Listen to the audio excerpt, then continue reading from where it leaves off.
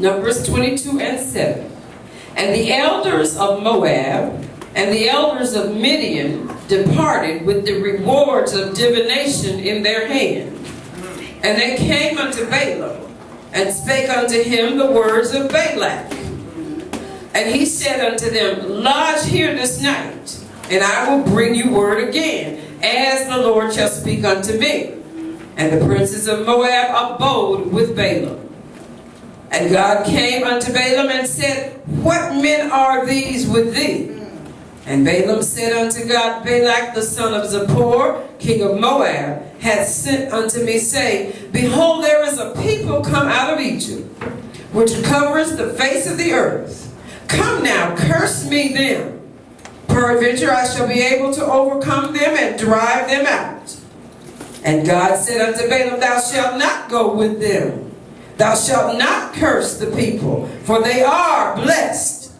And Balaam rose up in the morning and said unto the princes of Balak, Get you into your land, for the Lord refuses to give me leave to go with you. And the princes of Moab rose up, and they went unto Balak and said, Balaam refuses to come with us. And Balak sent yet again princes more and more honorable than they. And they came to Balaam and said to him, Thus saith Balak the son of Zippor, Let nothing, I pray thee, hinder thee, for I will promote thee unto very great honor. Skip down to 21. And Balaam rose up in the morning and saddled his donkey and went with the princes of Moab. And God's anger was kindled because he went. And the angel of the Lord stood in the way for an adversary against him. Now he was riding upon his donkey, and his two servants were with him. And the donkey saw the angel of the Lord standing in the way, and his sword drawn in his hand. And the donkey turned aside out of the way and went into the field. And Balaam smote the donkey to turn her into the way. But the angel of the Lord stood in a path of the vineyards, a wall being on this side and a wall on that side. And when the donkey saw the angel of the Lord, she thrust herself into the wall and crushed Balaam's foot against the wall, and he smote her again.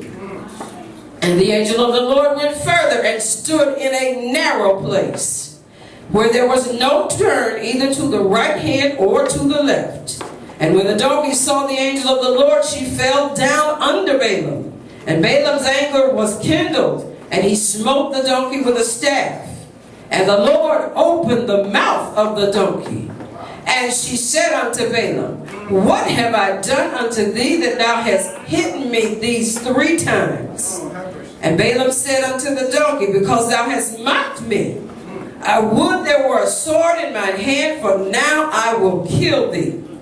And the donkey said unto Balaam, Am not I thy donkey, upon which thou hast ridden ever since I was thine unto this day? Was I ever wont to do so unto thee? And he said, Nay. Amen. Then the Lord. Amen. How many of you really know what Balaam was? Anybody? What was not Balaam? What was Balak? What? No. All right. What was Balaam? Balaam. What was it? So rich. So he was the root man. You already know. You already know somebody else. Amen. He did them like magic. And the reason why they wanted him, because they felt like he had enough power to do what they wanted him to do. Yeah. But what he didn't know, they wanted Balaam to mess with Israel. Jesus. God got a problem when you start messing with Israel. Yes, right. Them is his people. Yes, God. So that's why they wanted Balaam to go, because they already know he got the power. But he ain't got the power.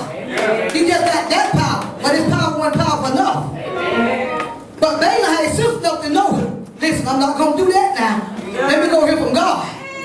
So he heard from the Lord, and the Lord told him, no, don't you go do that. And then he told him that, go back to your land. But the big man is always a man behind the scene. He said, okay, let me send some more people there. He sent some more. And they told Balaam that he said that if you do this, he'll do this for you. How many know the devil knows just how to get you? Even though the Lord done told you not to do so. But the devil, he ain't got no new tricks, he just got new faces. So the devil know what you like. And the devil know what you've been delivered from. He know what you've been delivered from. You really didn't want to get delivered from it. So he'll bring it back to you. One thing about the devil, he know your weakness. He know what you really love. You act like you done got so deep that you don't want to do this. But that devil know how deep you is, Pastor Calvin. So when he went and told him to go tell him, say, I give him whatever he wants. I give him promotion. If he want more money, I'm just paraphrasing now. All right. If he want more money, I give him more money. Because how many know that we love money? And the Bible said the love of money is what? People don't see that though. Some people have a fear if they don't get money.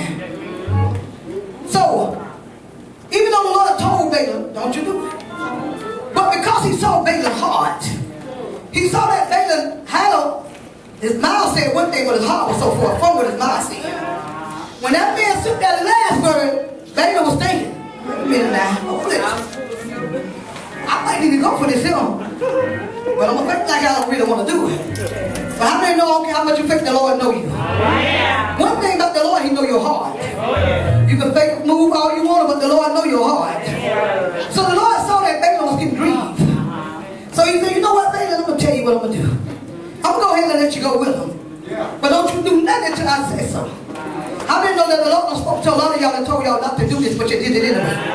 Even in some marriage, God done told some of y'all not to marry, but because you want that man so bad, God allowed you to marry him.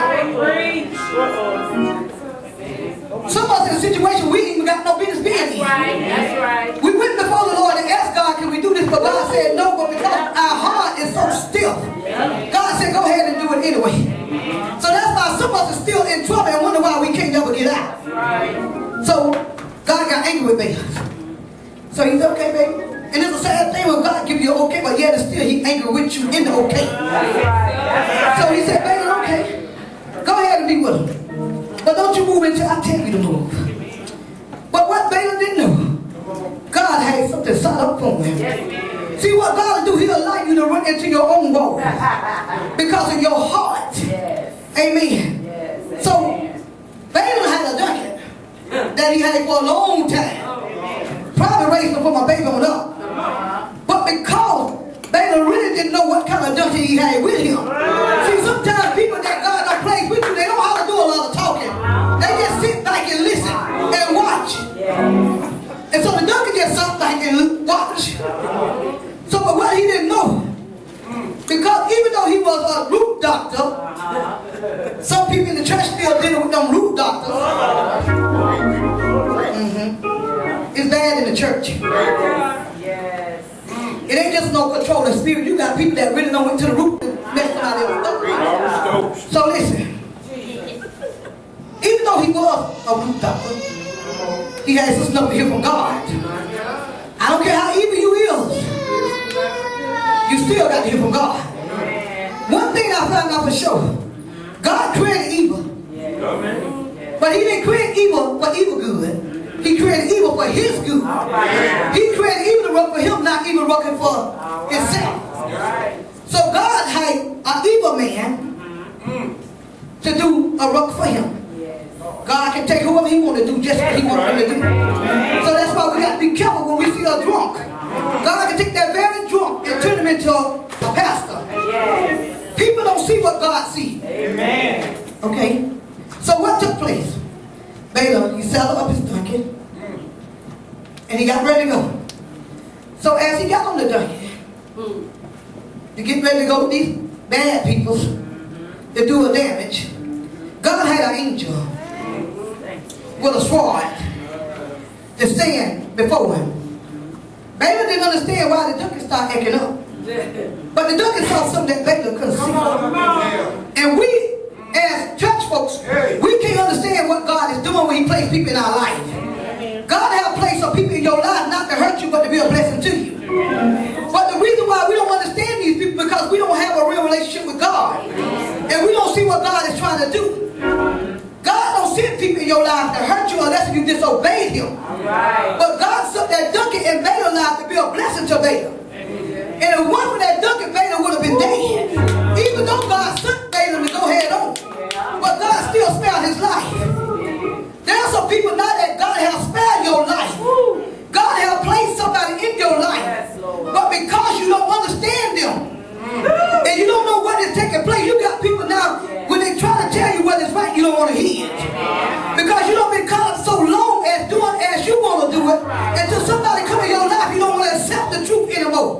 you got people sitting in church now don't like the truth. They just come to church because it's a routine now. And somebody invited me to come to church.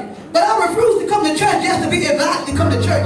When I come in the house of the Lord, I'm looking for something. Amen. So, here we go. Thank you. Something that you know is not normal. Yeah. When my dog start talking, I'm getting out of there. A donkey ain't no business talking. So if that donkey went to talking, Balaam ought to know something was wrong. Now this is the thing what I'm talking about. Balaam don't been with this donkey for so long. So he ought to know the donkey. So he ought to know if the donkey acting strange, something done took place. So if a person done been into your life for so long, and they start acting funny, you ought to know something wrong. If they never act like that before, you ought to know something is wrong. Why is they acting like that now? We use bishop and pastor. Pastor, how long your bishop been together? Oh, 10. That's a blessing. I thought y'all been together over 20. That's a blessing. 10 years good, bishop. I like that. Bishop. Pastor, you know bishop, right? So if bishop start acting strange, you're going to know something wrong. If bishop start showing out on you in the public, you're going to know something wrong. Because he never did that. So when the donkey started making a little strange move, Balaam knows something was wrong. But what happened, the donkey saw that angel that Balaam couldn't see. So where I'm trying to go at, when God placed you under a shepherd supposed to be a good shepherd to watch over his sheep. So when God placed you under a good shepherd, which God is the shepherd, man is the under shepherd. But when you come in under authority of a man's house, he's the shepherd over you. Don't get it twisted, so let me get that right. When God placed a shepherd over you, then he's going to make sure he watch over you. When a shepherd starts telling you something, he ain't telling you nothing to harm you. He's trying to look out for your good. When you go to a shepherd and talk to him about something, and he hear from God, and he tell you what God said, ain't no need you get mad because it's not what you wanted. If you go to your shepherd, if I go to Bishop, I'm already married, so I don't need to go to Bishop like that. But some of y'all not married. So if some of y'all go to Bishop and say, well, Bishop, I think I done found the right one. Women's. And Bishop tell you, say, wait a minute, let me hear from God. And he come back and said, no, God said that ain't the one. Ain't no need you marry him because God already told Bishop that ain't the one. Don't think Bishop just said that because he don't want you to get married. Because I want somebody, I rather for you to be married than to marry. But we got hot mamas that don't want to hear that, want a man so bad, they'll marry anyhow. So when the man started doing these crazy things to her,